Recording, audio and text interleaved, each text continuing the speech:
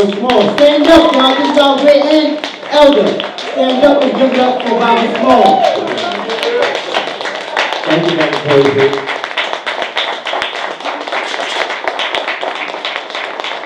Everybody, thank you very much. Nicholas, this bookstore is still the center of the black world. Yes. Especially here in Brooklyn, which is the black world in New York. I don't think you guys understand how much Africa this is. Every time I come into Brooklyn, I go, dang, I'm living in the wrong country. Brooklyn is a whole African nation that don't even recognize itself as such, you know? So we need to get there. Now, we're talking about black love. There could be no greater love than somebody who would die for you. You know? Normally in the OAU, we never would do anything. That was standing orders from Ellen. We never did anything on the 21st, because we always saw it as somehow celebrating his assassination. So when brother asked me, I told him I don't usually speak anywhere on the 21st of February, because that just kind of, in the old days, but now we realize you've got to teach, especially when the occasion allows people's spirit to reach up. And this is a time when, you know, Malcolm's spirit reaches out. And he was really a very good brother. He wasn't just this bad dude at the microphone. Malcolm was a very quiet guy. He was a very kind dude. He would rather spend his day with his wife and children on any occasion. And yet his work took him away from the house for most of his adult life. I don't put much emphasis on Malcolm as a criminal, because Malcolm was a really big time criminal. And that stuff was overblown even by him, because he was trying, when he did this biography, this book was done as a promo for the Nation of Islam. Most of it was written while he was still in the Nation of Islam. And so when he left the nation, he told Haley he didn't want to change anything, because Malcolm helped to build the nation. He understood the value of the nation to the resurrection of black people. And no organization, no religious or secular organization, black or white, in the history of the Western Hemisphere have raised more dead people back to life than the Nation of Islam. And unfortunately, because they played that shit so cool, they still have us denying the value and the worth of the Honorable Elijah Muhammad. And all those hundreds of thousands of brothers and sisters that saved all of those hundreds and thousands of brothers and sisters who were on drugs, who were alcoholics, who were in prison, that nobody else wanted to lift up.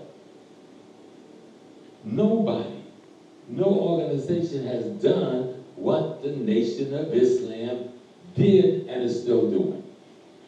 And yet, even those of us who say we're nationalists, we block it out. Because the devil say block it out. I used to do it too. When I first came home, when Malcolm got killed, I was in the war. We called being in the American military war. I met Malcolm in '93. I was 16 years old. He was actually protesting the March of Washington on 141st Street and 8th Avenue in front of Food Family Supermarket. It's not there anymore. There's an elementary school there. I used to bag groceries in that supermarket back in the day. And the one thing he said to me, I was from South Carolina. I came to visit for the summer. But I'd seen him on television while I was in South Carolina, so I told my mother, we lived on 115th Street, which was around the corner from the temple. I want to meet this guy. I've never seen anybody like this. And I remember there's a young brother named Dwight Green who got to be my buddy. We went to the temple, but he wasn't there. And the brothers told us where we could find him. And he told me, you know, I wanted to leave high school. I wanted to kill white folks. I wanted to, you know, I was ready. And so he told me, no, young brother. He said, we need you to get an education. We need you to stay in school. We need you to learn some skills and then come back and help your people.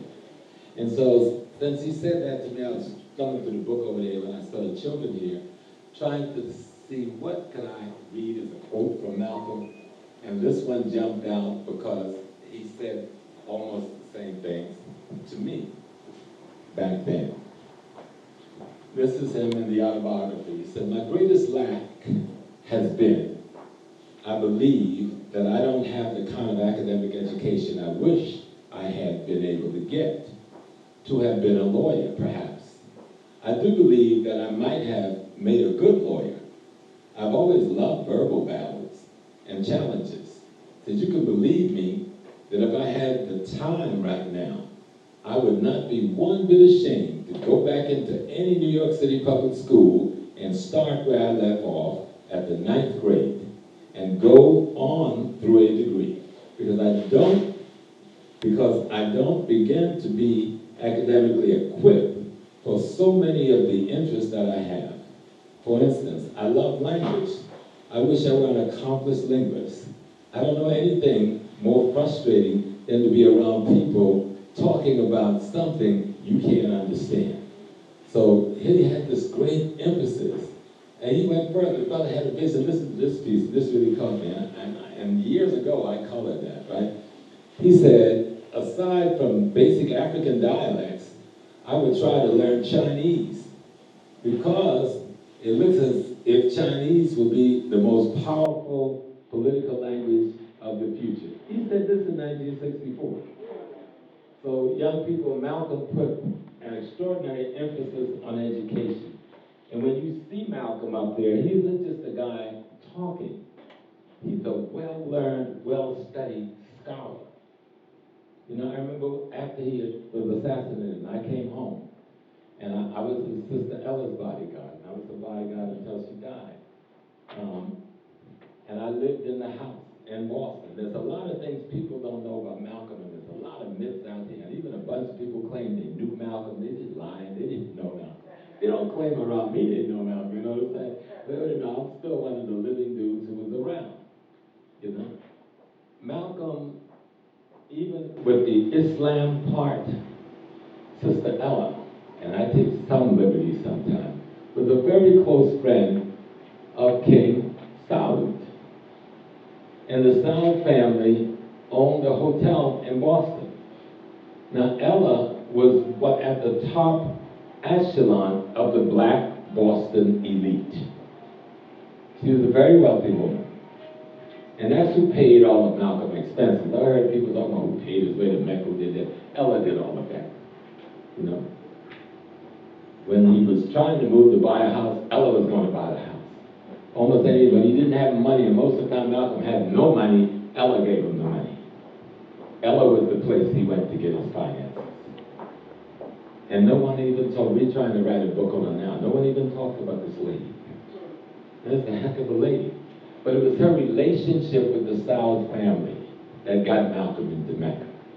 So when you read the book and you see him getting all these perks from the princes and other people, it had to do with that family relationship. And even when Malcolm entered the nation, Islam was not a strange thing to the little family, or the Collins family. Ella's name was the Collins. Because right across the street from the house where I spent much of my young life, 46 Mass Avenue in Boston, was the Ahmadiyya mosque.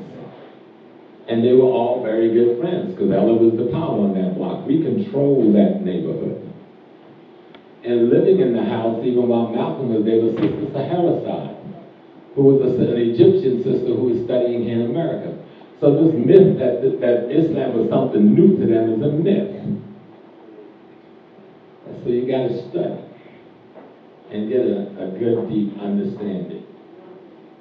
What Malcolm understood and what the Honorable Elijah Muhammad understood, that, you remember the term when we used to use our brothers, because I was never in the nation, so I'm the odd guy out, but I was trained by Moses Powell. So don't make the wrong step up in here. You know what I'm saying? Now, Moses trained most of us out here, actually. You know, most of the great senseis in New York today studied under Professor Powell. But when we think of this day, and we talk about love, a man knew he was going to die if he came back to this country. But he felt that his love for your right to life, liberty, and the pursuit of happiness, for your right to freedom was worth him giving his life if that's what it took. Remember, this was a youngster. This guy's 39 years old. I'm 70.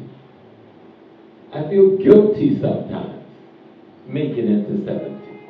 He died at 39. Most of what you see, that power, he's in his 20s and his 30s. Standing up against the most powerful bunch of criminals on the planet Earth, with nothing but the wisdom of his ancestors in his mind.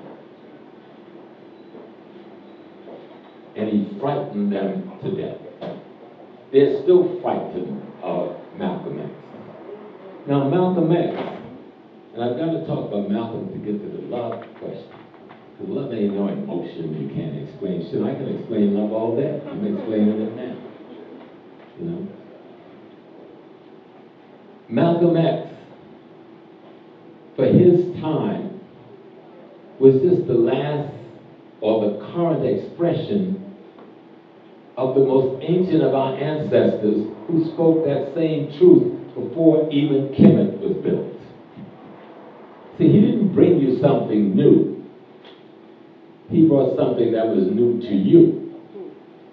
But what he brought wasn't new. The universe hasn't changed from the most ancient moment to right now.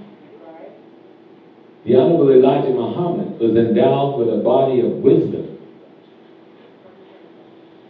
from his teachers, who was endowed with a body of wisdom from their teachers. And Malcolm was endowed with that body of wisdom from his teachers. Now the wisdom wasn't just talking about how far the moon was and the sun was. Y'all know the lessons, brother. You know what I'm saying? That was important to know because it made your mind think. You know, math is a process of thinking. And so they used the math in the nation to make you think, to make you learn how to think and to practice thinking and to be logical in your thinking. And then they gave you a lot of information, specific information about history and our contributions. But that wasn't what the deal was. That wasn't what the thing was. Those were just tools that was training the thing.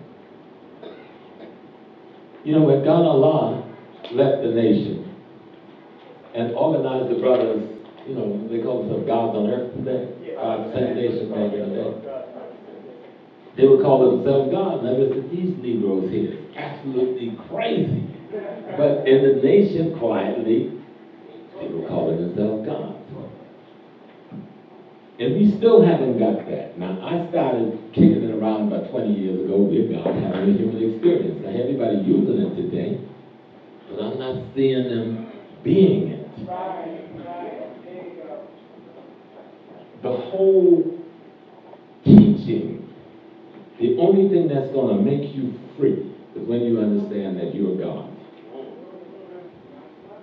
The only thing that's going to make you free when you understand you're God, because freedom means there's nothing that you're subordinate to. And as long as you find yourself subordinate to some ideology, some concept, some religion, you are not free. And that's what happened to Malcolm. See, he outgrew the religion. And it wasn't just brothers in the nation that got upset. And this isn't all the nation. Every organization has class, caste, and stratus. And the nation had its class. It had a military class, the FOI. The FOI had a hierarchy. It had a religious class, and then it had a theological class, the ministers. And they all had stratus. And there was a fight even before Malcolm left the nation about who was ruling the nation, who was ruling the temple, who's in charge of the temple. Is it going to be the FOI, is it going to be the minister? Is it going to be the FOI, the minister, or the community, the congregation? That war was going on. That's part of the war that led up to Malcolm's ousting. You know, the messenger knew this war was going on. He was trying to mitigate it. He was trying to mediate it. You know, we have in our possession the letter from the messenger, but the messenger tells Malcolm, watch your back. You have to watch your back because there's so much envy and jealousy among your own brothers, something bad might happen. And he put that in red to tell Malcolm, you have to learn how to keep your eyes open in the right place. This is the message. A year before he's ousted from the nation, the messenger see this thing coming. Malcolm didn't see it. It's the messenger that saw it and tried to warn Malcolm. Cool it, he asked him, because there's danger. And he put it in red ink. And that's a man we know so little about. The Honorable Elijah Muhammad, y'all need to study that man. Message to the Black Man, I bought 5 copies when I was down in March, because they were selling them cheap at $7. Could you imagine that? Get a copy of Message to the Black Man. It's an important book. And for Malcolm, read the autobiography, because this is not Alex Haley's work. This is Malcolm's work about himself. And there's another good one by Dr. John Henry Clark, and you're in the books, I hope you'll have some of these books. Dr. Clark's piece that he edits on Malcolm. And then this is when Malcolm's cousin, very few people have this book. It's called From the Dead Level, Malcolm and Me, Hakeem Jamal, who was assassinated a few years after Malcolm up in Boston. And his assassins were never apprehended. And then the latest piece that came out by Jared Bell, Todd Stephen Burroughs, and it's the multiple writers, and they're refuting that Negro who died. And Malcolm killed him just before the book came out. But I don't even remember his name. Little homo from Columbia University. Whatever. But he died. Malcolm killed him. He didn't even see the book. He didn't even get to spend that $1 million to crack his game.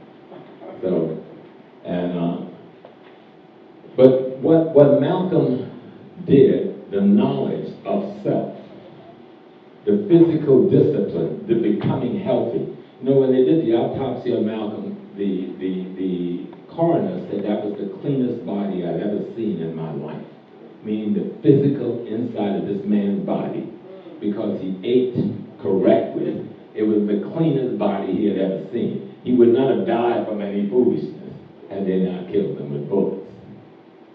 So when you're talking about developing yourself spiritually, it's a physical phenomenon, it's a spiritual phenomenon, it's a psychological phenomenon, it is an intellectual phenomenon. All of these are levels of consciousness that you've got to work on yourself, and there are even other levels.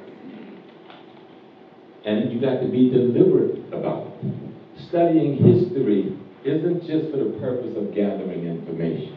Right. Studying history opens up aspects of your DNA that allow you to remember when. Because everybody in this room have always lived. There was never a time when you didn't live. But we confuse our body with who we really are. Our body is a place we live. They're not who we are.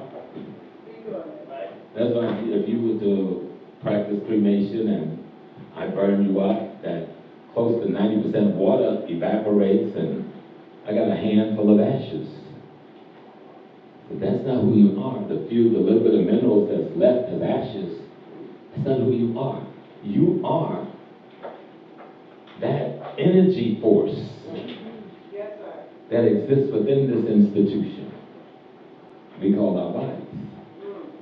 Now sometimes people don't want you to go there because they think that's too way out there, but if you study any traditional African religion and you get past the okie-doke, because a lot of us go into African religion, we get caught up on the candles. Candles are good. Like sisters selling certain candles. Aromas do certain things physiologically, psychologically, and spiritually for you. But you got to know which aroma to use and when to use that aroma, etc. That's the knowledge that you need to understand to live in your environment and get the best out of that environment.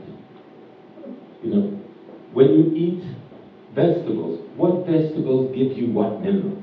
Yes. What vegetable is good to eat at what time of year?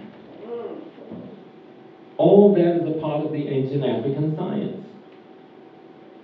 Water is water. I like beer. I ain't lying. I don't use a cold beer right now. Right? Well, I got no water, right? But I know water is the thing. But come on now, we were kicking beer back in ancient Kemet. We invented beer, not somebody up in Bavaria or Germany. And our ancestors must have had a purpose. Almost everything they had, they didn't drink it out of lust the way we do today.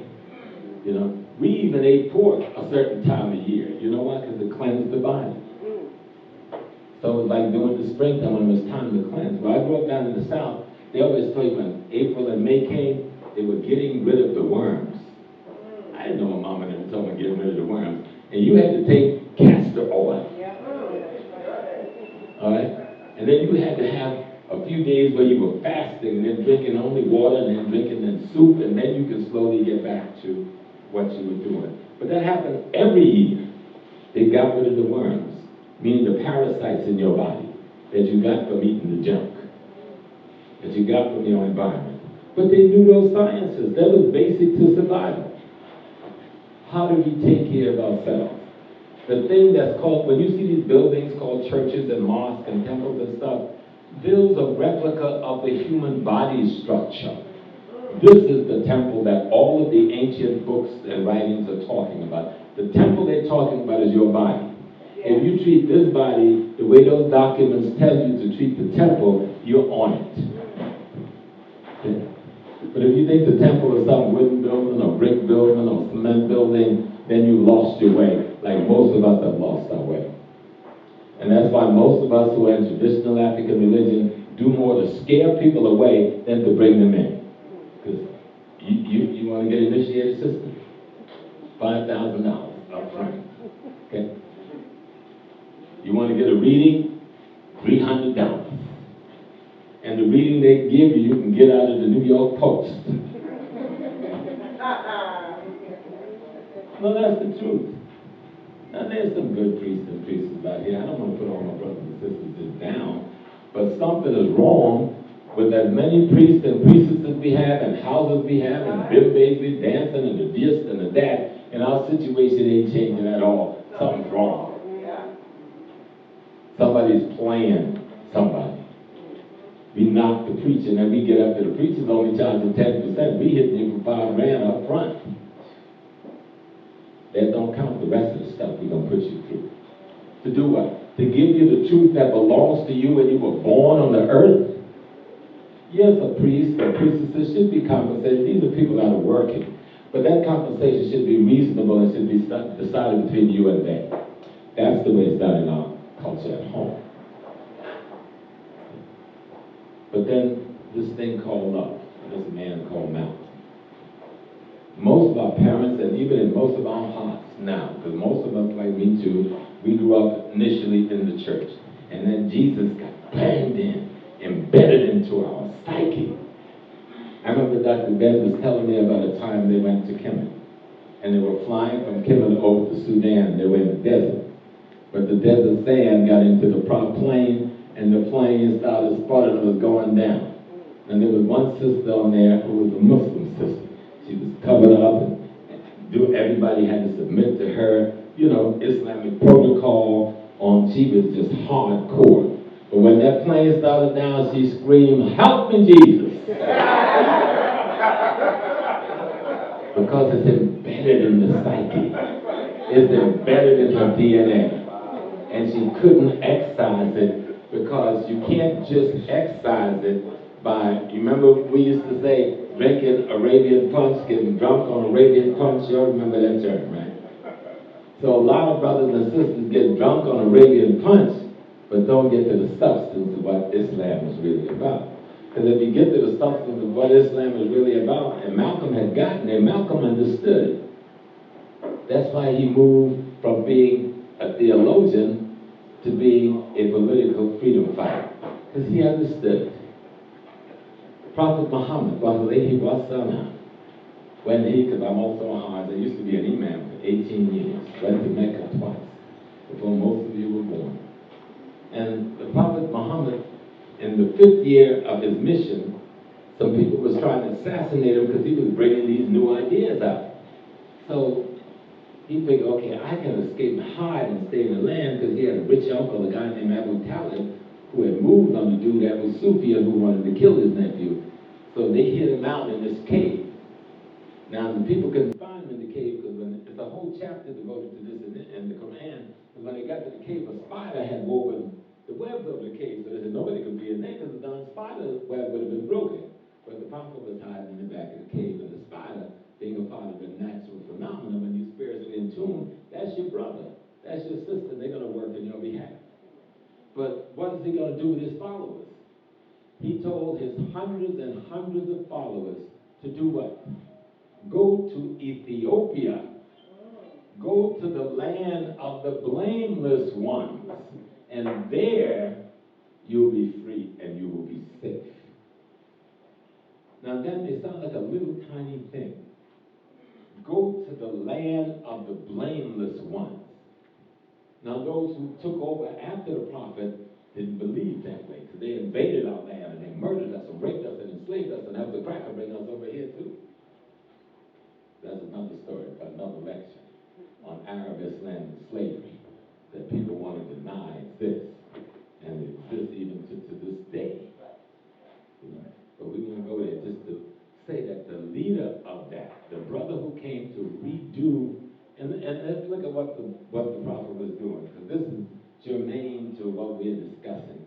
The place we call the Middle East, where Islam as a form first rose, was a land that had been taken over by the Greeks, the Romans, the Turkish barbarians from the Oxus River up in the Caucasus Mountains, by these white folks, Kurds, who now call themselves Persian, because the original Iranians or Persians were black folks. But now these crackers over centuries had invaded and they took our land, and they had bastardized our way of life and our culture. So the prophet came, as he said, I come not to bring a new religion, but to restore that which was here at the beginning. That means he came to restore African spiritual science, which is what we study when we try to look at Kemet, but most of us going into Kemet and getting confused too, and trying to be God over people, shaking unks and shit going on. You know? No, being serious. Because the condition of the people speaks to the leadership of those people. And we got the wisdom, but you've got to believe that you are God having a human experience. You got to believe that you can learn as much as Malcolm knew and more. You got to believe that you can transform the world. Just like you think process that must take place inside of you. And that you must have a certain body of information to help you go through that transformative process. Then you just think it's some metaphorical, mythological story on the pages of a book. And then you go set up some shrine in your house, pouring water all day, burning candles all night, and your problems ain't changing. Your problems won't change till you change. That's the model Malcolm gave us. He changed the things around him because he changed the things inside of him. That's the power that the nation gave to us, and we all have turned our back on. That's why you need to read Message to a Black Man. That's a powerful book. You wouldn't have a Malcolm X without Message to the Black Man. Without Elijah, there's no Malcolm. But people have messed with our psyche and confused us. Yes, there was a rift in the family. Yes, brothers hurt brothers. Yes, there's a scar. But heal yourself and go forward in a healthy way, instead of digging into the same scar over and over again, causing the body to get infected and unhealthy and unable to defend its people. Study Malcolm for real. That's transformation as a result of spiritual wisdom and understanding, knowledge of history and self. And isn't it on all the temples in Kemet, man, know thyself? Yeah. Don't let people turn you away from your elders and your ancestors simply because they're not perfect. Malcolm wasn't perfect. Honorable Elijah Muhammad wasn't perfect. Minister Lord Farrakhan isn't perfect. But ain't no man right now can speak for us like Minister Farrakhan. You can talk all that stuff about what's this Church of Scientology and all that other foolishness. Look at the man's work. Yes. Look at them young brothers that's not in the penitentiary, that's not on dope anymore, that's not on alcohol anymore, that's not out here committing crime against the community anymore, walking upright, straight, clean, and being healthy human beings. Then tell me whether the man's work is worthy of praise. And stop blaming him for something that happened 50 years ago. I know for a fact Louis Farrakhan was not involved in Malcolm's death. And people need to stop it. And all the people who are saying it don't know nothing about us. I know because our people followed Minister Farrakhan from Boston that night before to Newark, where he was to speak at Brother Shabazz Mosque the next day. Because we was in a conflict. So we know where the minister was. The minister was caught in a conflict. Loyalty to his leader, master teacher, or loyalty to his brother, who was the junior teacher of the master teacher. He was caught in a conflict. Me, caught in the same conflict, being appropriate, I would side with Elijah. You have to. That's what the law of nature demands. You can't, because your sibling have a problem with the parents, decide that you then going to turn against your parents. That's crazy. Yes. So stop blaming the man for having acted appropriately. You all understand what I'm saying? Yes. See, Malcolm came to teach us something that would help to transform us so that we could do some things for ourselves and our families that would be worthy of calling ourselves gods having a human experience. Love, you know, like I look at the sister sitting here in green.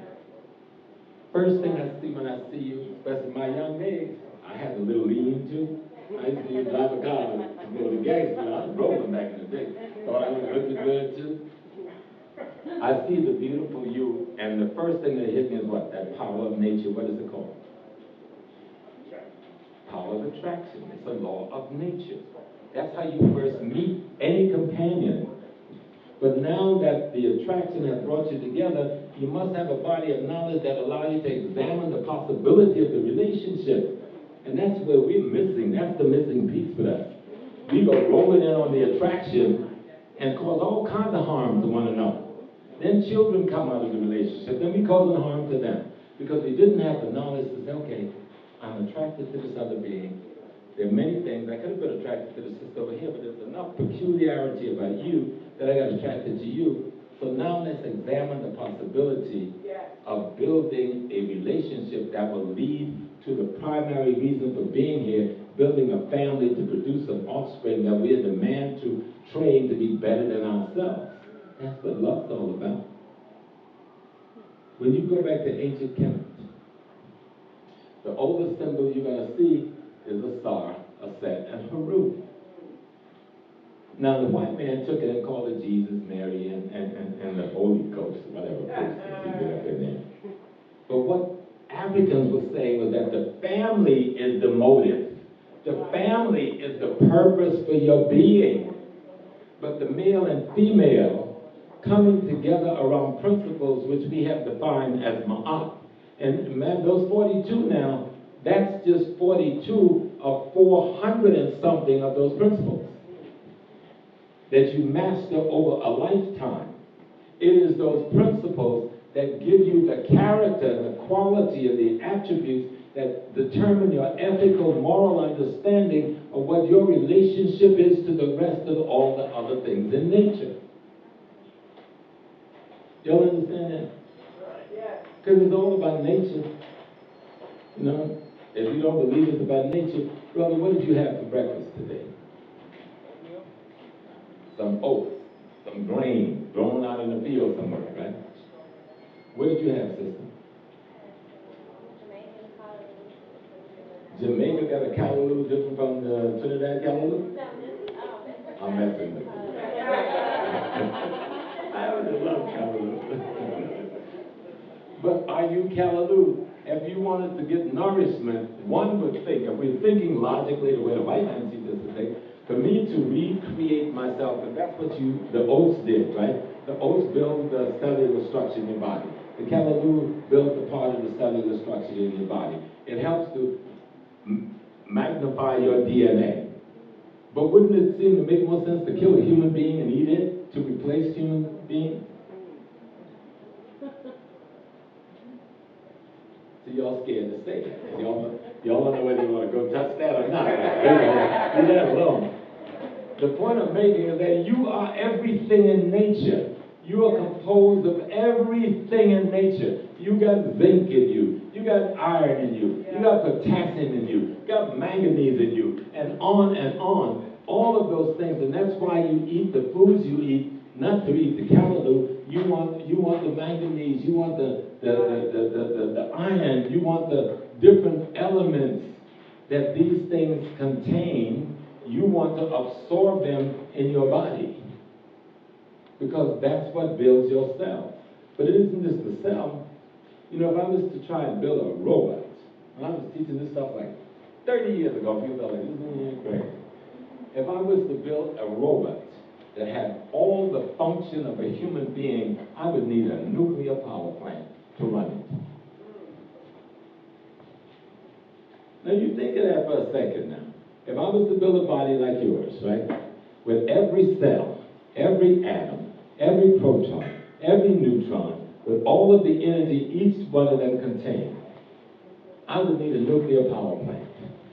If I was just to take 5 atoms out of you and create an explosion, cause those atoms to explode, I'd blow up this room.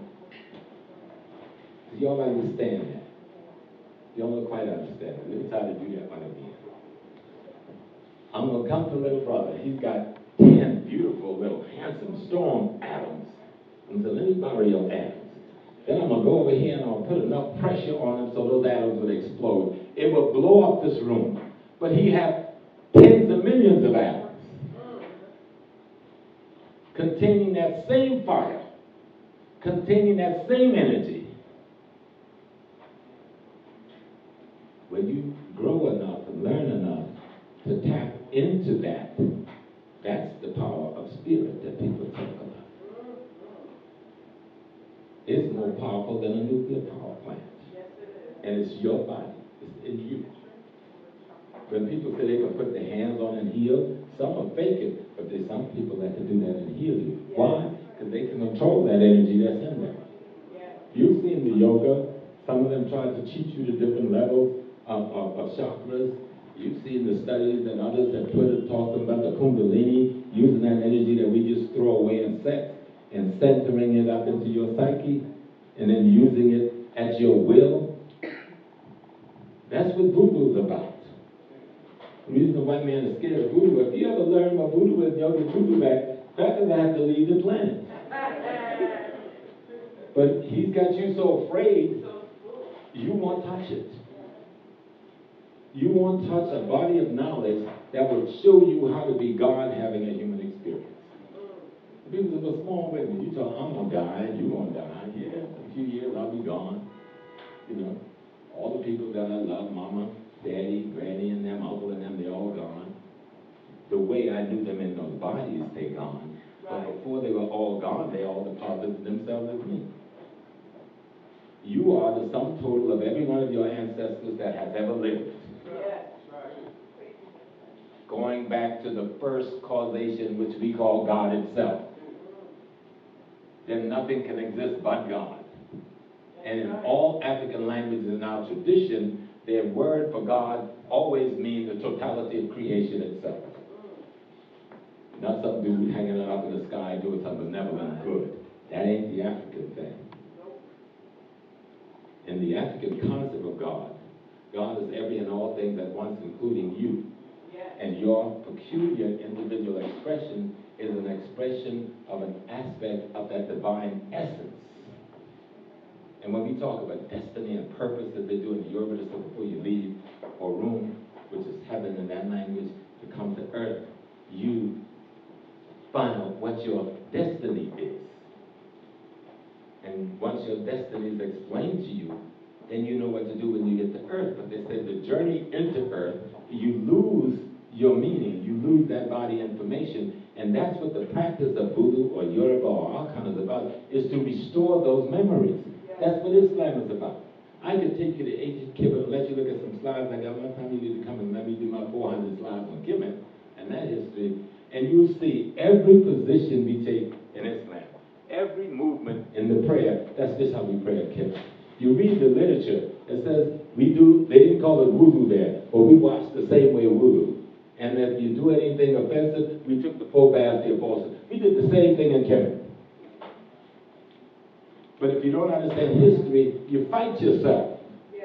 You don't understand, because you got the body of knowledge through a different door than you were accustomed to, because someone has cut you off from your knowledge, you don't even recognize it. And we end up fighting each other. Even that body of knowledge in the Christian church, believe it or not, is yours. But if you don't understand your base knowledge, you won't recognize it when it comes to you in another package. And you confuse the package with what's in it. And you just take it and throw it in the garbage. And now realize you have different packaging, but they all contain the same substance. But if you don't have a knowledge of the original substance, you can't reconstruct what's in the package even if you open it. You don't understand that? It's hard to say when Christianity and Islam in the hands of the cracker have been so brutal. But everything he got, he stole from us. From algebra to geometry. And he's used that to kill us. But are we going to tell him that the geometry is his?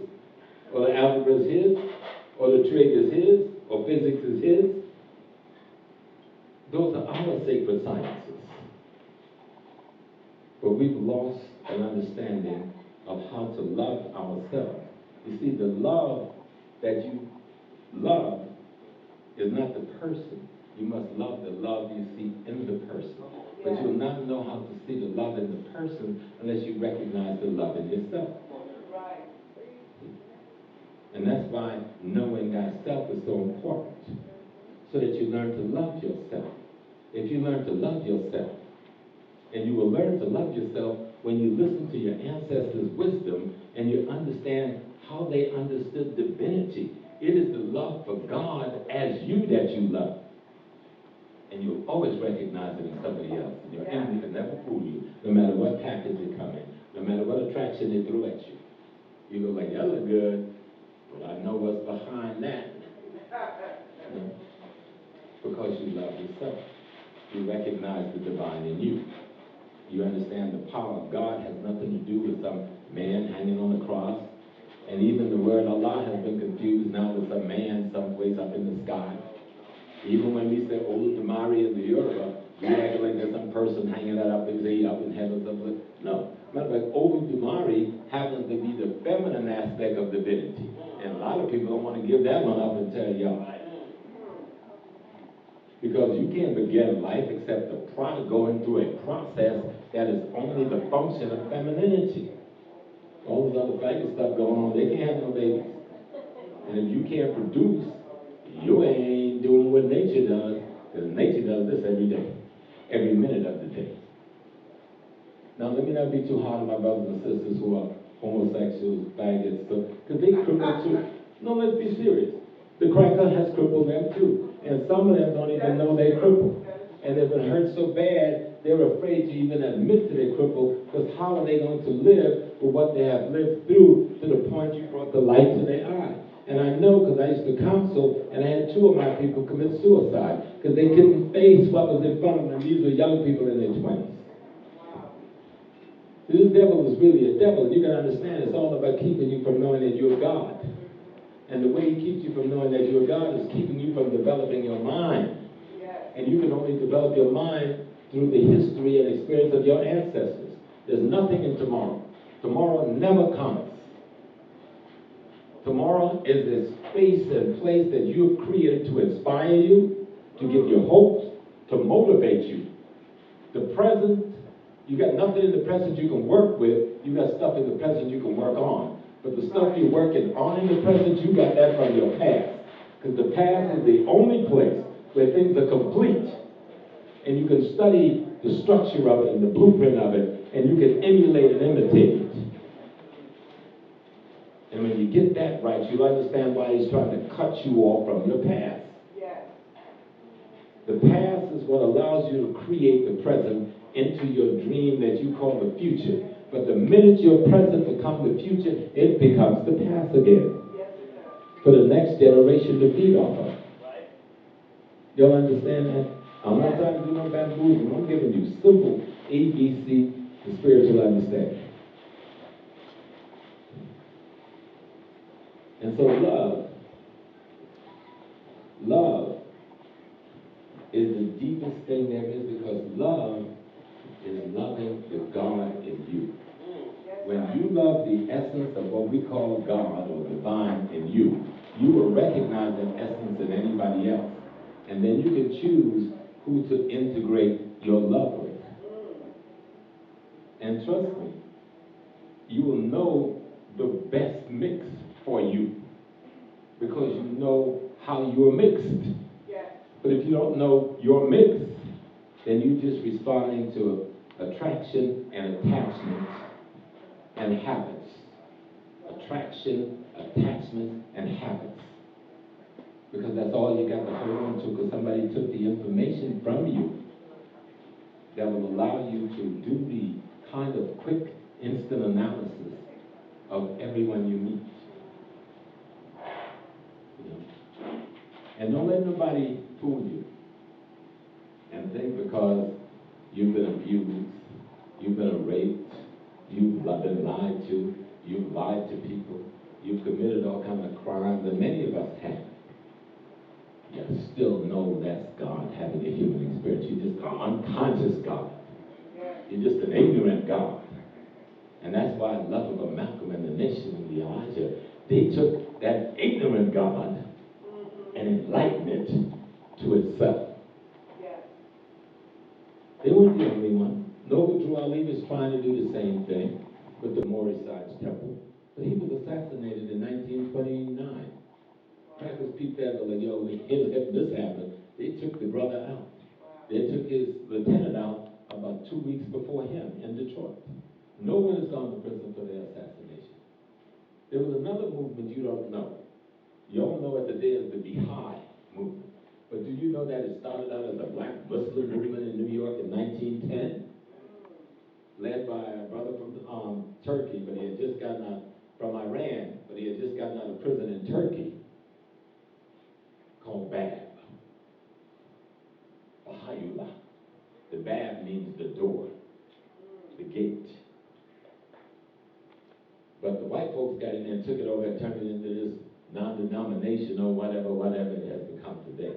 But that's why it's important to know your history. How many people are here from Trinidad? Got family in Trinidad. Go ahead, y'all. My wife from Trinidad. Well, mama from Trinidad. And I'm initiated in Trinidad. My shrine is in Enterprise Village, Chaguanas. You know. That's your home? Girl, I love that place.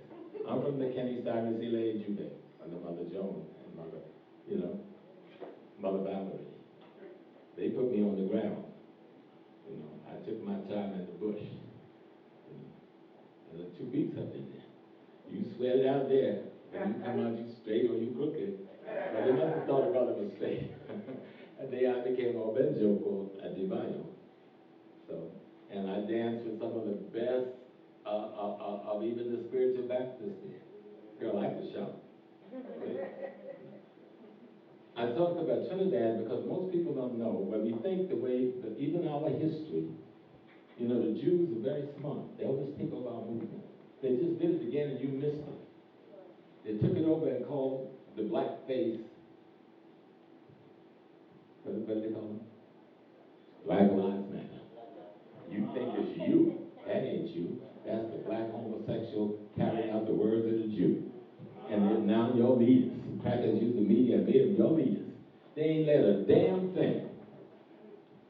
They were not the person out in Ferguson. They went out in Ferguson with a banner after a while and by and by. They weren't in the streets down in Baltimore. That was the hood in the streets in Baltimore. But they came with a banner, so the media has made them. Now our whole movement is called the Black Lives Matter movement. Don't let them do that to you. Yeah, the Jews. He's one of them, But the Jews, they ran the slave trade. That's what Leonard Jeffries was trying to tell you. They were the architects of it. And they ran the finance of it. Most most of the money that community has made, they've made off of us. From slavery to the retail facilities where we live, to the houses we rent. If you see the money that their vendors are making off of the public school that's miseducating your children every damn day, when they don't have the money to buy the books, and they don't have the money to buy the computers, look at the money being paid to them for their law fees. I'm talking millions a year for their janitorial fees, for their vendor fees. I have a son who's a principal out in Brownsville. His boy has to fight every day, but they know they better not move on him. He opted out of Common Core from the beginning instead of his own black curriculum. They would like to move on him, but they got to move past me and my friends. And they ain't gonna do that, because they're gonna be a hot time in Old Brooklyn tonight. But he called a meeting because he wanted to change a door in the bathroom. He had to sit down with 10 different people, all of them getting a piece of the action. For a door that should cost you maybe $100, $150 with the labor, that door will cost $4,000 or $5,000, and all of them gonna get a job. And we don't even know what's going on. That's why the Board of Education in New York, that was running a $13 to $15 billion a year budget, was auditing itself. It never had a state audit until I think Bloomberg came in, and then that was a fake out to destroy community control. But back to just being conscious. Love, it's about love. We see these beautiful little kids. Who's the mother? I saw that she came in and she told y'all. I knew she was the mother. So, because mommy got that kind of power, that's the way it's supposed to do it. When you have him, you have to understand, remember this term, everybody remember this term. You deposited yourself as him. You didn't deposit yourself in him. You deposited yourself as him. His father deposited himself as him. So he's the sum total of every ancestor you've ever had, and he's the sum total of every ancestor your father ever had, which means if you can find a way to trigger the memory in his DNA, he'd be the smartest dude on the planet Earth.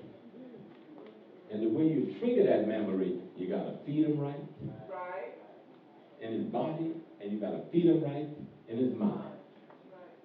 And then you got to put him in a martial arts class, put him on a sports team, and let him develop his body, feed those muscles right. Teach him math.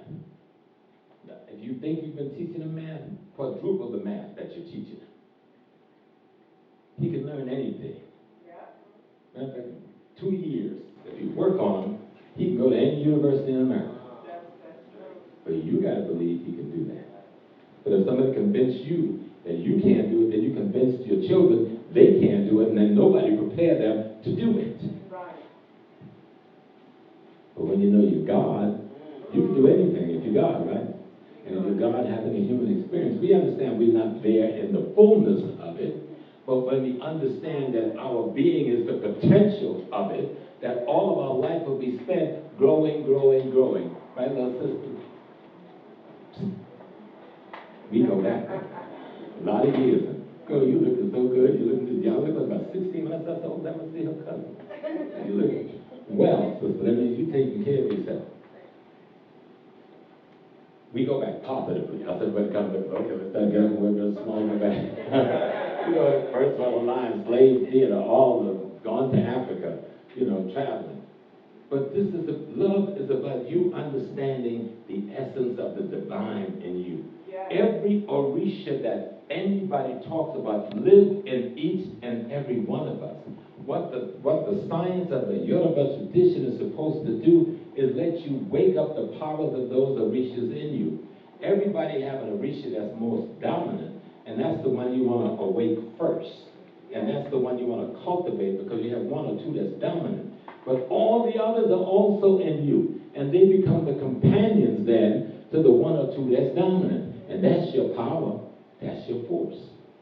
The same thing with the logos and voodoo. But you have to understand the science. And you got to be willing to study. And you got to be willing to learn.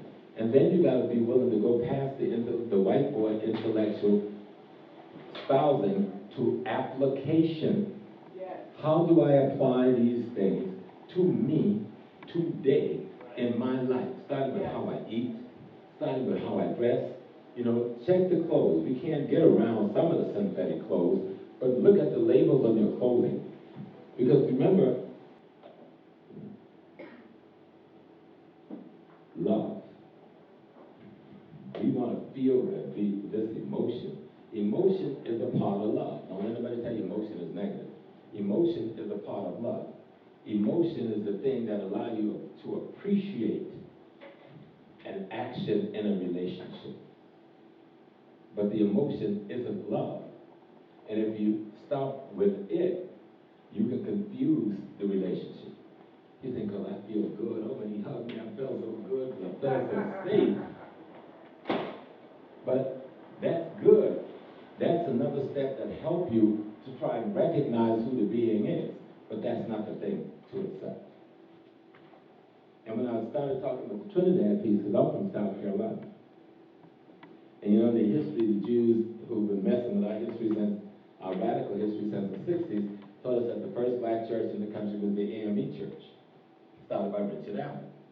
Isn't that what we were taught? And Absalom Jones, but that's not true at all. The first black church started in South Carolina. It was a Baptist church. And that church, when those brothers, they broke away and fought with the British. And thousands of them were taken to Trinidad. You know, up on the hill, what's that, Lebanon? Up on the hill, Lebanon? Yes. And then the houses are still there, some of them, that they lived in. And they were a free community. Even during the time there was a conflict because this group who had fought with the British, they set them up as free men and women. But this whole concept, even the spiritual Baptist movement had its birth among those people. And these were Africans who were rebelling in South Carolina. And then they've now integrated with their brothers and sisters who came from other parts of Africa to form the Trinidad community. You know? Even the Indian community, you know. My wife's family is from she's from the Nanku family, and they're from San Fernando. And so the Indians who were brought here, you got a lot of light ones there, but most of them were black before they left India. That's why they tricked them. No, sign a contract. We're going to give you work for 3 years, 4 years. You're going to get paid well. We're going to bring you back to India, good money, and you'll have a nice piece of land in India. Most of them never went back. But they want to admit they were in slavery. They make you think something else is going on. But history, and you have a beautiful brother. Last time I was in Trinidad, last summer. What was I doing there? Giving a lecture. The emancipation, the election for the utility company. What's the name of the big utility company? Tiente. They paid you good too. And they got a young black sister who's the CEO of that whole operation down there. But the key thing to understand is that the African and the culture that we devised was a culture of knowing nature. Yes. And knowing us as an aspect of nature. Not nature, that we're just a piece of nature. You understand? So the bumblebee, we saw that as a family member. The oak tree, a family member. Yeah. How do you think we discovered callaloo and the iron and all the things in it? When we left Africa, we didn't have no callaloo. But when we got to Trinidad, our priests and priestesses had to find out what's best for us to eat. Yeah. What's good for our body to be strong working in these cane fields. And they discovered the best of the vegetation. And that became our staple. Why? Because they still had their minds. They still knew who they were. And so now we got to come back. It ain't something catastrophic you got to do. You ain't got to wear no African clothes if you don't want to. No, really. Because that clothes is a time capsule. Most of the cloth we've been wearing over here called African cloth was made in Holland anyway. Right, that's true. Isn't that the truth? Yeah. So don't get caught up on false aesthetics. African dress simply is a modest dressing form. Okay? African dress is dressed out of necessity. What does necessity dictate? In some places, necessity dictated that we didn't need no clothes at all. That's right. But now, the crazy folks, the Christians and the Muslims come in and say, we're profane. But then they got a book that said when God made Adam and Eve, both of their books said the same thing. They were buck naked. And that was the appropriate dress. They didn't try to cover up until they committed a crime against God. So, some deep stuff that be trying to run on you, you gotta be like on it. But love. Even in their book, they say, love ye one another, that ye may also be loved. But they ain't telling you who doing the loving. It is the essence of the divine in you, recognizing the essence of the divine in me. It's the essence of the divine in me that recognizes the essence of the divine in you. Okay? But that's a series of habits. That's a behavior. That's a level of respect. That's a level of conduct. Okay? That has to do with the preservation of life, the restoration of life, the protection of life, the growth of life. And that's why we invented marriage. Africans invented marriage. What is marriage? We invented a way to form a unit that will protect the offsprings and protect the partners in the unit. So that thing we formed to do that is called marriage, which is done in front of the rest of the community who are witness to that agreement, and then will hold you responsible to it. That's what marriage really is.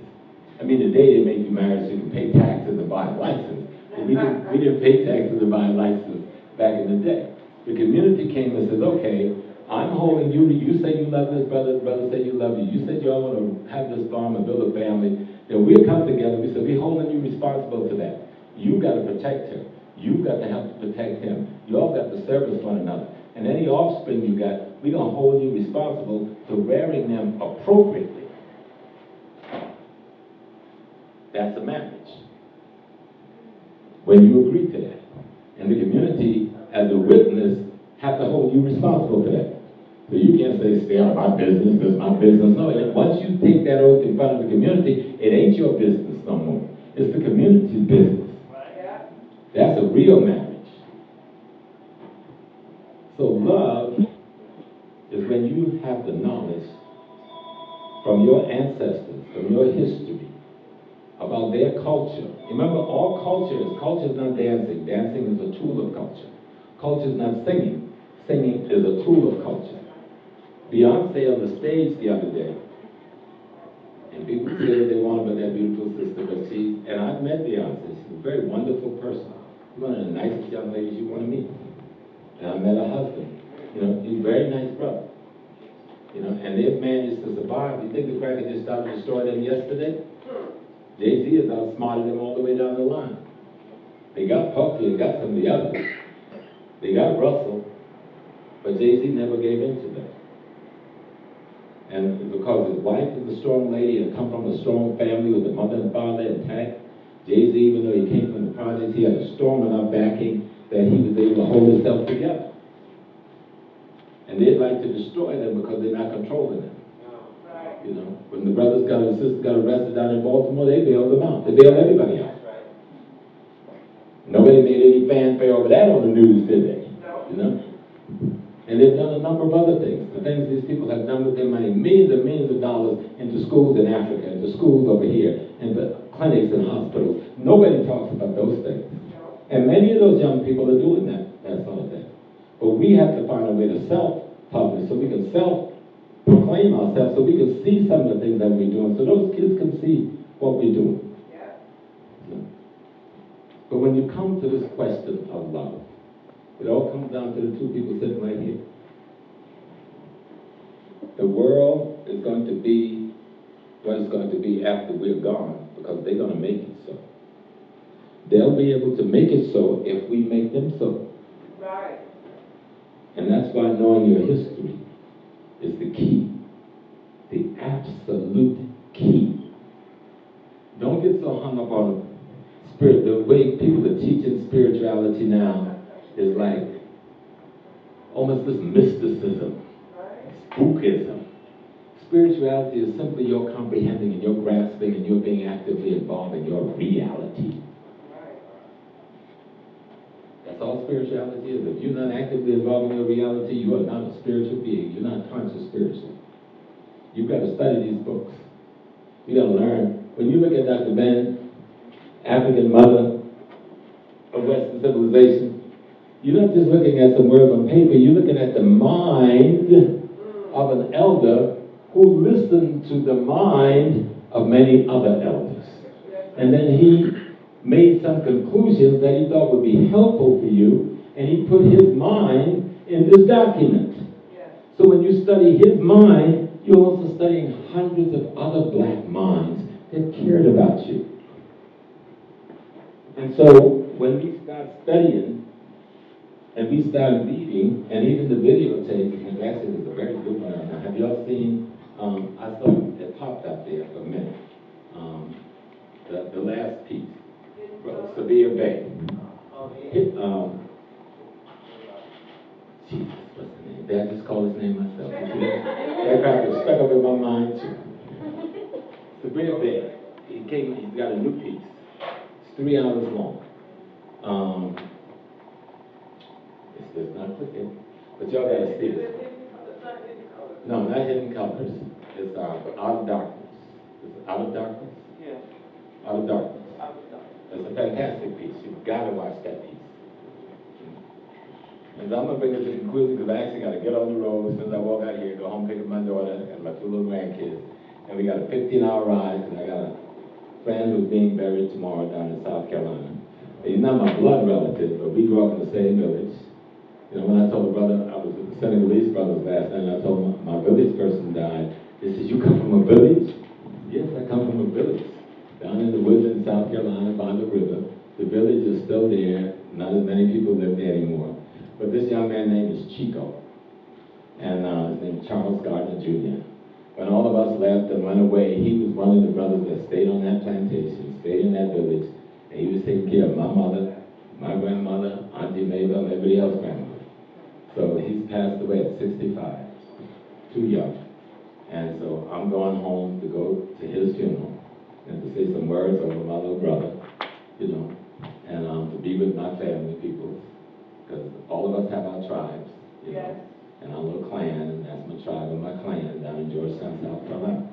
So, but I wanted to come today. I promised when I called Quasi one moment, and it sounded like I was kind of weak, and then I heard Quasi sound like, Quasi would sound like, oh, no, no, small. He like bum rushed me with his intellect.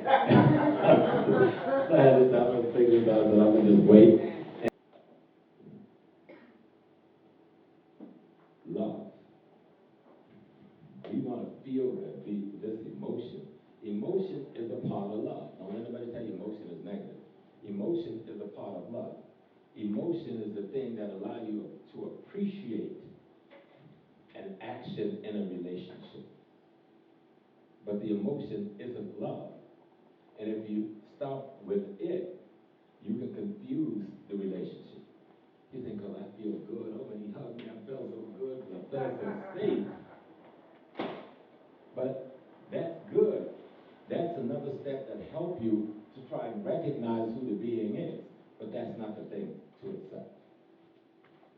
And when I started talking about the Trinidad piece, because I'm from South Carolina, and you know, the history, the Jews who've been messing with our history since, our radical history since the 60s, told us that the first black church in the country was the AME church, started by Richard Allen.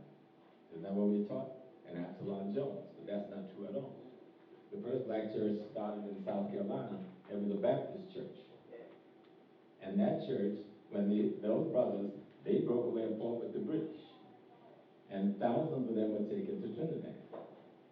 You know, up on the hill, what's that, Leventon? Up on the hill, Leventon? Yeah. And then the houses are still there, some of them, that they lived in. And they were a free community. Even during the time there was a conflict, because this group who had fought with the British, they set them up as free men and women. But this whole concept, even the spiritual Baptist movement had its birth among those people. And these were Africans who were rebelling in South Carolina. And then they've now integrated with their brothers and sisters who came from other parts of Africa to form the Trinidad community. You know, even the Indian community. You know, My wife's family is from she's from the Nanku family, and they're from San Fernando. And so the Indians who were brought here, you got a lot of light ones there, but most of them were black before they left India. That's why they tricked them. It's more, sign a contract. We're going to give you work for 3 years, 4 years. You're going to get paid well. We're going to bring you back to India, good money, and you'll have a nice piece of land in India. Most of them never went back. But they want to admit they were in slavery. They make you think something else is going on. But history, and you have a beautiful brother. Last time I was in Trinidad, last summer. What was I doing there? Giving a lecture. The emancipation, the lecture for the utility company. What's the name of the big utility company?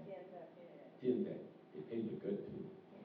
And they got a young black sister who's the CEO of that whole operation down there. But the key thing to understand is that the African and the culture that we devised was a culture of knowing nature. And knowing us as an aspect of nature. Not nature, that we're just a piece of nature. You understand? So the bumblebee, we saw that as a family member. The oak tree, a family member. How do you think we discovered Callaloo and the iron and all the things in it? When we left Africa, we didn't have no Callaloo. But when we got to Trinidad, our priests and priestesses had to find out what's best for us to eat. What's good for our body to be strong working in these cane fields. And they discovered the best of the vegetation. And that became our staple. Why? Because they still had their minds. They still knew who they were. And so now we got to come back. It ain't something catastrophic you got to do. You ain't got to wear no African clothes if you don't want to. No, really.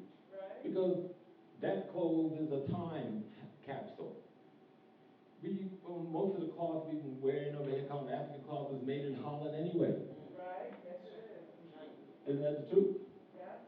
So don't get caught up on false aesthetics. African dress simply is a modest dressing form. Okay? African dress is dressed out of necessity. What does necessity dictate? In some places, necessity dictated that we didn't need no clothes at all. That's right.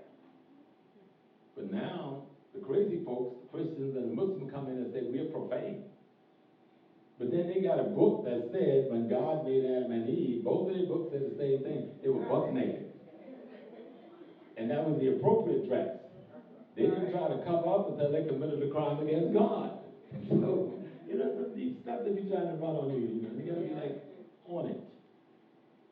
But love. Even in their book, they say, love ye one another, that ye may also be loved. But they ain't telling you who doing the loving. It is the essence of the divine in you, recognizing the essence of the divine in me. It's the essence of the divine in me that recognizes the essence of the divine in you. Okay? But that's a series of habits. That's a behavior. That's a level of respect. That's a level of conduct. Okay? That has to do with the preservation of life, the restoration of life, the protection of life, the growth of life. And that's why we invented marriage. Africans invented marriage. What is marriage?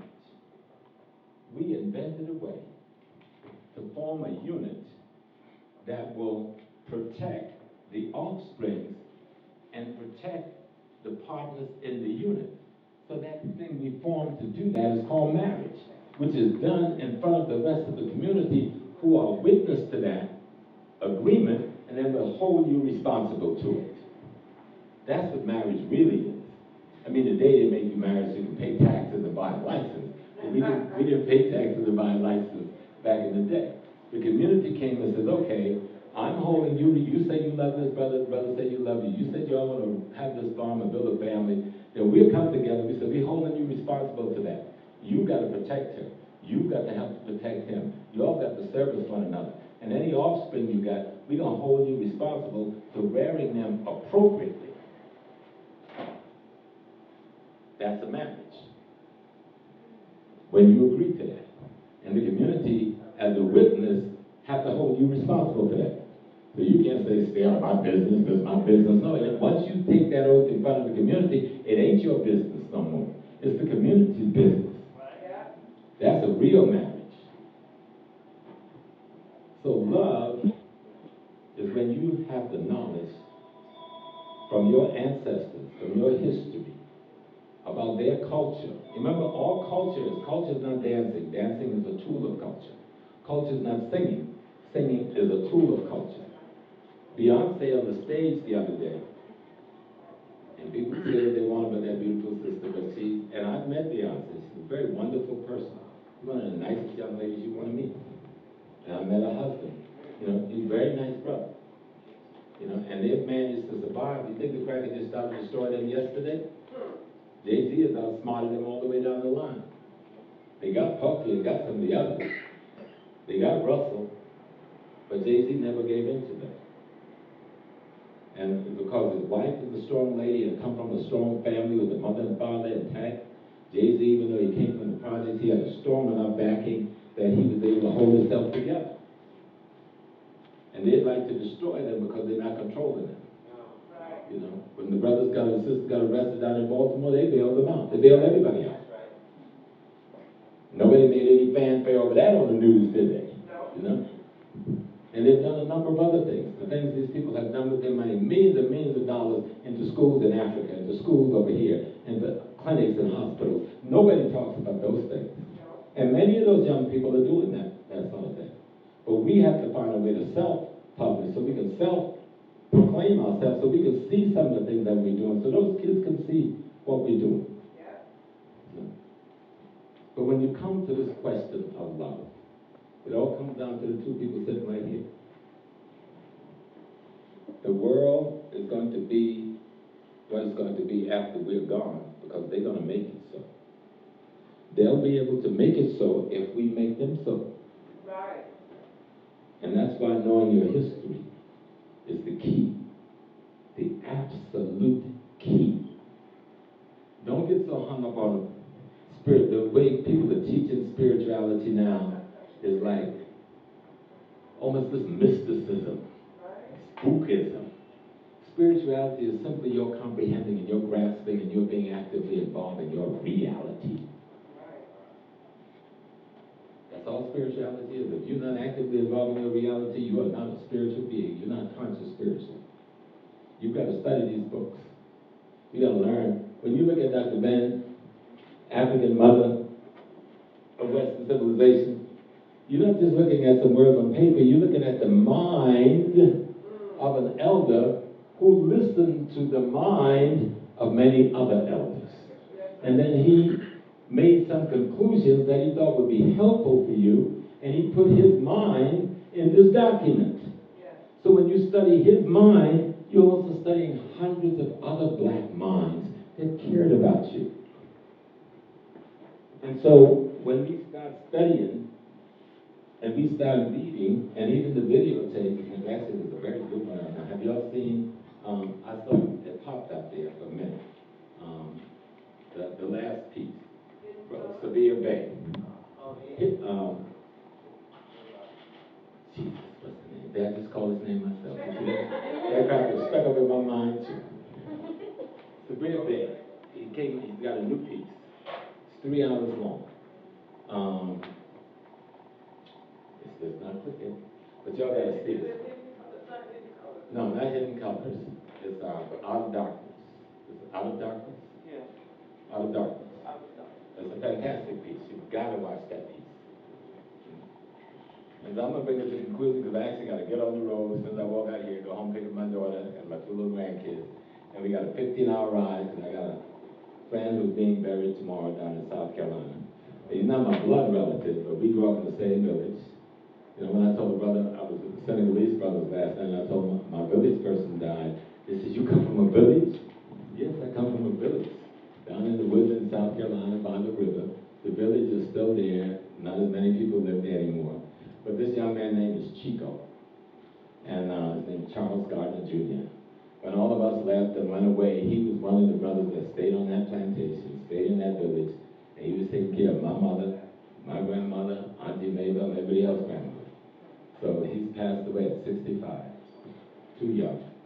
And so I'm going home to go to his funeral and to say some words over my little brother, you know, and to be with my family people, because all of us have our tribes, you know, and our little clan, and that's my tribe and my clan down in Georgetown, South Carolina. So, but I wanted to come today. I promised when I called Quasi one moment, and it sounded like I was kind of weakening. I Brother Quasi sounded like, Brother Quasi would sound like, oh, no, no, small. He like bum rushed me with his intellect. So I had to stop and figure this out, so I would just wait. And because of that, Quasi, I'm driving 15 hours instead of taking a 2-hour plane ride. But that's okay. I wanted to come because I love what the brother is doing. I love his spirit. I love those people who come like you out to see what we got to say. And I'm trying to make it simple. I don't want to bamboozle you and show you how intellectual I am. But let me get the people straight. He's a Professor Small. Let me tell you, because you really don't know who I am at all. Most people don't know very much about me at all. I've got a bachelor's degree. I don't have a master's degree, and I don't have a PhD. But I produced hundreds of PhDs and thousands of master's degrees. I started the Black Studies Department at City College and brought Dr. Larry Jeffries there as an undergrad student. Because I had a mosque and I had an army, I could walk up to the president of the school and say, listen here, give me everything I want and you'll have the quietest campus in New York. Crack a look at me and go like, you can do that? I said, you got this whole elaborate program, you just came in here as the president, I'll guarantee you have campus with no unrest. But I gotta have a Black Studies Department. And you know who helped me put it together? Brother Harold Cruz. Y'all know who Harold Cruz is? Y'all need to read the book for this brother. One is called Separate But Equal. No, not Separate But Equal. Separate But Equal. And the other is called The Crisis of the Black Intellectual, the Negro Intellectual. But this was a bad brother. Unsung, he was teaching at Columbia University at the time, along with another brother who worked with Kwame Ture called Charles Hamilton. And those are the two brothers that helped us put the Black Studies Department together, along with one of your homeboys out of Trinidad, Frederick Carty, Professor Fred Carty. He was blind. I think his brother was in my shrine at Shaguanas. You know, they're all ancestors now. But we put that thing together, and I didn't like going to class, so I'd go to the white boys and go like, listen. First, one day I came in with a still angel, and I took over the class, made him sit down, and I taught it. And security guards on the campus, I'd help all those brothers get their jobs, so nobody was going to arrest Brother Small because they were scared of the brothers from the mosque. So I made a deal with them. I won't come to any classes. Give me a paper to write, and you just give me a grade at the end of the day. And that's how I got a bachelor's. And then they tried to hem on that. And then I had to tell them, you can make it easy on yourself. I'm telling y'all the truth, you know. Give me the degree and I'll leave y'all alone. I don't bother y'all. So they gave me a bachelor's degree. And I went away for a semester and I came back. And they said, but you promised you wouldn't come back. I said, I never promised you I wouldn't come back. I told you I'd leave you alone. And I left them alone for a whole semester. And so I came back and they had a big meeting and made me sign a document that I would not get involved in politics on the campus. And they had some Negroes with them. And I signed the document. Then I ran for student government president and got elected, and I ran the campus. And we got a Black Studies Department. We got the Aaron Davis Center for the Performing Arts at City College. That's our project. We got the Urban Legal Studies program, the law program at City College. That was our project. We got the biomedical program at City College. That was our project, done by Black doctors in the Harlem community. And we got other things. And we got something else, because I was in the street. I came out of the mosque. And so, when you're in the streets, who else is in the street with you? The gangster brothers. That's where you got your guns from. That's how you hung up with them. And so I went to a brother named Nicky Barnes. Now, Nicky wasn't the nicest of our brothers. But me and Brother Evans went to Nicky and said, listen, we're doing something up at City College that's unheard of. We had turned City College into the blackest college, the largest black college in America. We were producing more doctors every year than Meharry and Howard combined. We were producing more engineers than Morehouse, Harry, and Howard combined. and the crackers hadn't seen us yet. So we said, we want a drug-free campus. So I made a promise to Nikki, because we were fighting in the streets over certain issues, that I won't mess with you outside of the arches of the campus, but you don't mess with us with your drugs inside the arches of this campus. And anybody we get caught dealing on the campus, you handle them. And City College was the only drug-free campus in New York, and you've never heard anybody advocate that. So finally, they were able to get rid of me. So one day I got a call. They called me in the office, the alumni folks, and they says to me, like, I was about to take over the student union and the student center, because that's where they laundered their money. They had a budget of $2.5 million. They had 80 student organization accounts.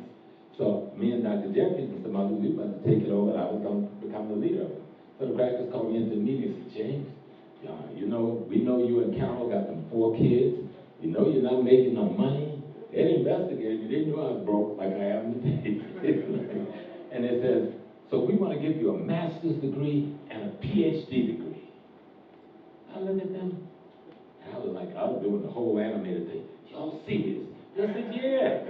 They said, we got this Negro now. And there were some white boys in there I didn't know. So I know you the CIA boys and whoever they had up back in the mountain, about 5 of them. And I'm in there by myself. So I said, well, how that's going to work? I said, what happened? They said, well, we're going to get you a job at another college because we want you to lead the city. But we're going to get you employed someplace else. And I said, well, what happened the minute I do something y'all don't like? So who's going to leak this out to the press? They said, oh, no. We're going to sit somebody in the classroom and earn the degree for you. And then they thought they had me. I was smiling. And I thought, like, no, thank you. So, you know what? This is when I knew the other white men in there were people bigger than him. Because this cracker, who I knew, said, nigga, what you want? And for him to call me that, he had to have back. I didn't know what the back was, but he had back. So I said, I want the same thing you want for your people. Figure out what you want for your people, you figure out what I want for mine. And then they throw me out, let me get the hell out of the office. Because eventually it took them another 5 years to get some black. The first black president who I brought in, and the first black vice president who I brought in, single-handedly, were the ones that turned on me and pushed me off of City College campus. Which is the most amazing thing, because I didn't understand, sister, I didn't understand the God in me. So I didn't recognize the God in them. I thought because they were black like me, they were just like me. They weren't like me. They were like them.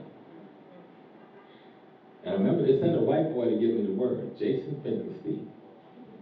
And they offered me a job to give up the student center. This is after 18 years. I'm running. Anybody remember City College?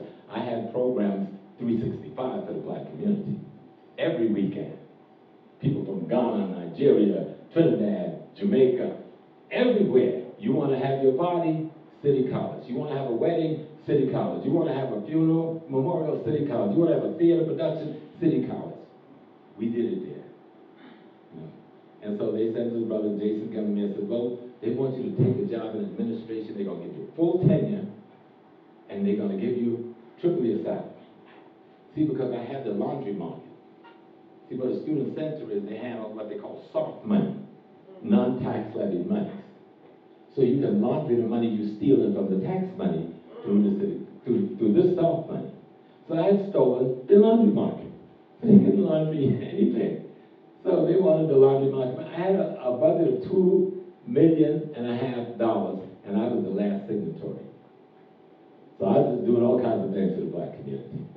And they were trying all kinds of things to get it back. So they finally got it back. Jason came in and said, they want to make this offer. I said, no. A week later, Jason comes in and said, crying. His wife just keeps crying. He said, I just quit. I just resigned. I said, well, why you resigned, Jason? He said, that they told me to bring you another message. I don't want to be a part of it. I said, what's the message? They said, you don't know how to play the game, and they're going to teach you. So the way they taught me, I created the Student Services Corporation with faculty and students on the corporation, but I had a 1 student majority vote. Well, they bought her out for $30,000 and a boyfriend for $30,000 and 2 scholarships to Penn State. And they voted against me. And that's how they took over the Student Service Corporation. And that's how I got put out of City College. You know, I also taught. I taught a full professor's load, but they wouldn't pay me for a full professor's salary. That means you're teaching 3 classes a week. I did that for 15 years. I also taught at New York City Tech, here in Brooklyn, with a bachelor's degree, because they didn't have the testicles to tell me I couldn't do it. So, when people say Professor Small, understand who you're really talking to. I wasn't one of them. I was one of y'all. And I remained there. That was important to me. I never made it a salary more than $22,000 in all those years I was in that university. So then I don't have any retirement money. They don't pay you for fighting against them. Do you understand? Yeah. I made sure that all of my children, I got them through college, all of them have masters and PhD, all of them are serving the black community. My wife, who I met when we were both freshmen, I sat on and took care of babies and carried them on the back, doing 2 jobs and staying in the movement while she went to medical school. So we're not suffering. But we take care of other people and other things all around the country, so we ain't got no abundance. You know, we gotta go month for month, because we dedicate our life to this. Yes. You know, it's freedom of death. All my children was born in Malcolm's sister's house. All of them grew up in Ellis' house. You know, Betty Shabazz is like my mother. She wasn't somebody I knew. That was my heart. But I always stayed as invisible as I could. Because most people, they only know me as this professor. Well, they don't really know anything about what I did. I was Adam Powell's security. You know, I was trained by a brother over here you call a Bubadika, Sonny Carson. And he had a counterpartner in Harlem called Sunni Malik, who was a bad dude. That was Malcolm's bodyguard. He was never in the nation. He was one of them gangster brothers out of the streets who stayed loyal. There was a group of them who stayed loyal to Malcolm. But on the day Malcolm was killed, they were arrested 2 weeks before on a federal warrant, taken to Atlanta without charges, and they were in jail when Malcolm got killed. The Blood Brotherhood, Jamal and those brothers who might have been with Malcolm in that ballroom, they did a sweep. Boss, the New York City Police Department, 2 weeks before, put them on the Erie Lackawanna and sent them out to Mattawan. Anybody remember Mattawan was the youth prison up in there in Poughkeepsie. Erie Lackawanna was the train that took the prisoners home. So they swept Harlem. They swept Harlem of all the pieces. This is the federal government and the local government. That's how you know this was not the Nation of Islam. The Nation of Islam couldn't put Sonny in prison. The Nation of Islam couldn't lock up Jamal and another 100 of the Blood Brothers. So who did the sweep? Who gave the orders? But me, I was just the little brother there. When you're security, you know, you just stand on your post. But you standing on your post, you're hearing everything, you're seeing everything. You know, since I was Ellis Confident, I was not just a bodyguard, I was a chauffeur, and I handled all bank accounts. You know, and we all went armed. You know, in those days, you could take arms on a plane. Y'all believe there was a time when I'd get on a plane with an M16 on an overcoat? Yeah. When we traveled heavy. We traveled loaded. At the Black Power Conference of '67, I walked around with this black satchel, 2 M16. Everybody thought it was just paperwork. You know? This was the way all of our people was. Milana was there, Rap Brown was there, so Carmichael was there, Collins was there. That's why I met Francis Welsing was there. You name it. Everybody in the movement from across the country was in Newark because our brother had just been arrested. And so we put the conference there thinking we can get Amiri out of jail. And it was Francis Welsing that told us we need to get our bus out of that building and get out there in the streets and get them brothers out of jail. She was a young lady then, big afro. But she was firing up the militants in the movement. So she ain't just an old lady with gray hair that's writing a book. Right. You know, she came from the streets of the struggle, even though she was a medical doctor. I'm saying that because a lot of times people don't really know who you are when you're talking to them. Exactly. You know, I was the liaison between the Black Panther Party and the OAAU. So I walked with Elvis Cleaver, Catherine, you know, the brothers in the Black Liberation Army. There was 2 of us. We were the face of the Black Liberation Army because the army was underground, but it was through the OAAU that we did all of the work that had to be done above ground, which was mainly the propaganda. Mantu Matsamela, who I haven't seen my brother in years. That was my other partner. My other partner was a brother named Zaid Shakur. How many people know who Zaid Shakur was? He's the husband of Asada Shakur. That's who got killed on the turnpike that day. Asada was defending her husband, who had been shot in the back by the state troopers. He was one of the Panther 21 and the only Panther 21 that did not surrender. His brother was Lumumba Shakur. Lumumba Shakur was married to Afeni Shakur, who's the mother of Tupac Shakur.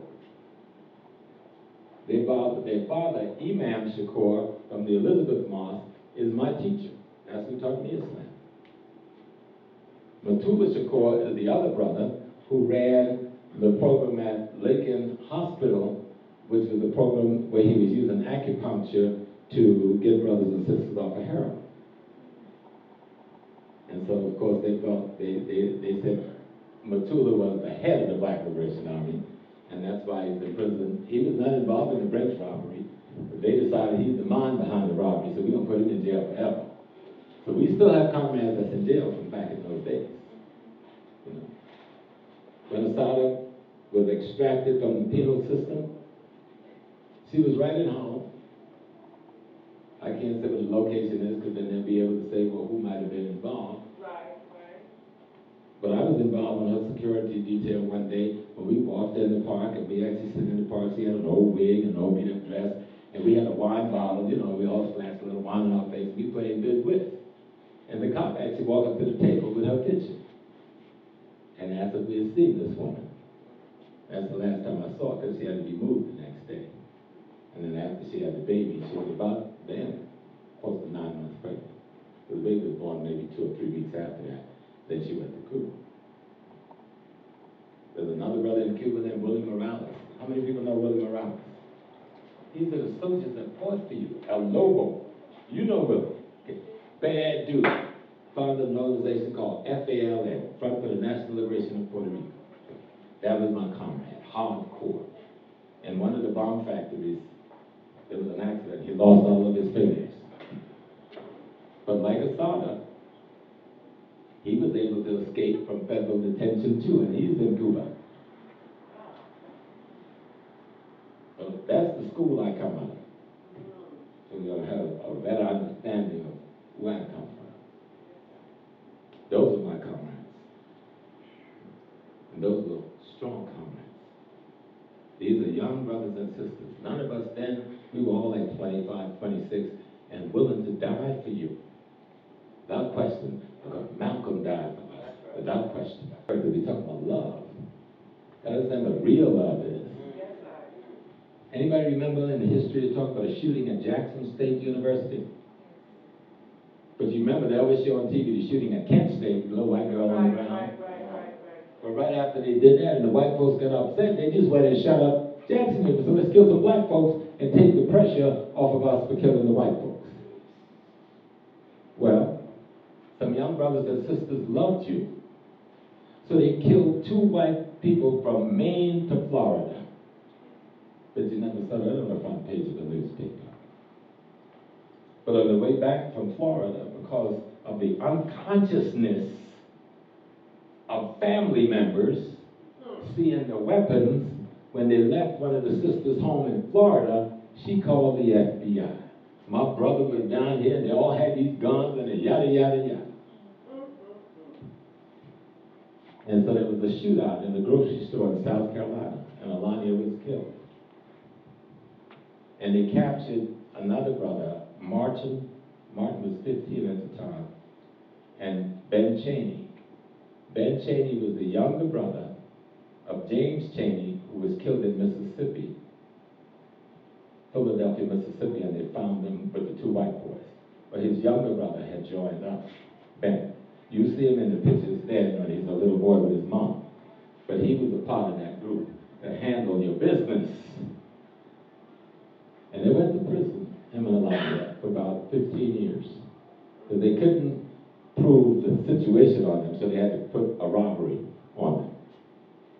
And I remember the day I was in California, so I was called back as the imam to come and do Alania's funeral.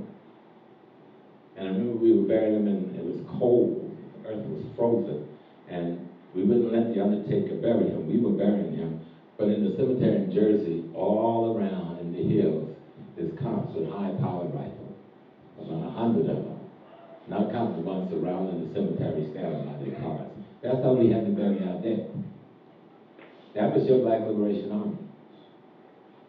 They want to treat us like we're a bunch of criminals. Yeah. Like we were bank robbers, but we called it what? Extraction. You know, liberation, liberating something that was yours. I'm talking about this. People, why are you talking about 70? What are they going to do with me now? But people say I talked about this before. Because you did have people who were willing to die for you like that out here. You had people in the nation who didn't wear bow ties. Am I right? Still got who worked on your behalf out here and acted on your behalf out here. But the media has made you think that the people who love you most is your enemy. Yeah. The few people willing to die for you to be free that made you think that's your enemy.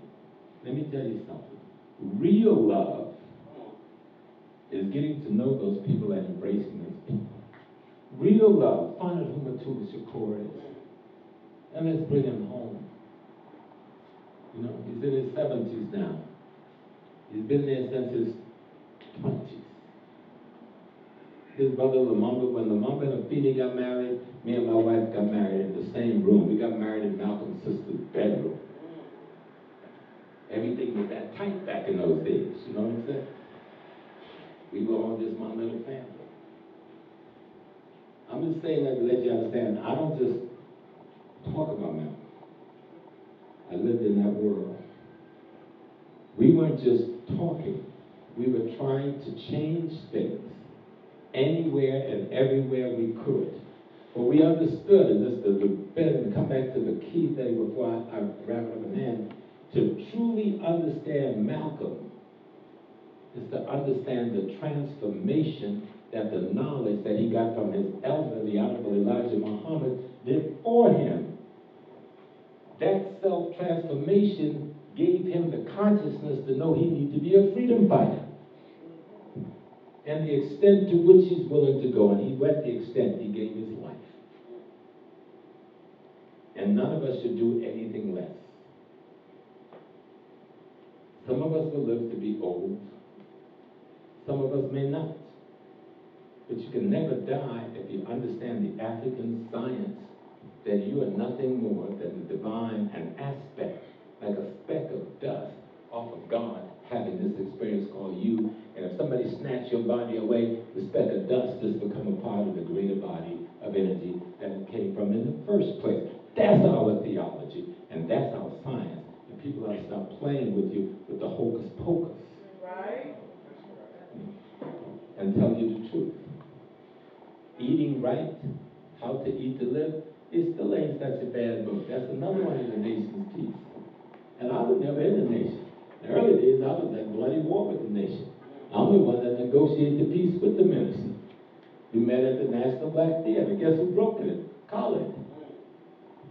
Khaled called the meeting and got me and the minister. Me and my people came in. The minister came with a certain amount of FOI, a certain amount of sisters. And we did what brothers are supposed to do. Put that shit behind us.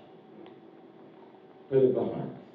That's why when Khaled came to take over Temple number 7, remember it had been closed for many years because the Nassas community wasn't even hearing it. Who poured libation for him in the Apollo? Me. I poured libation. I stood with him to tell the Nassas community, we will accept them coming back. When Conrad came, I poured the libation for Conrad. Because we've got to unite as a family. Yes. Studying our history and gaining an understanding that, yes, you're going to have conflict. You're going to have conflict with your sibling. You're going to have conflict with your mate. The key is, do you have the body of wisdom that allow you to carry out conflict resolution?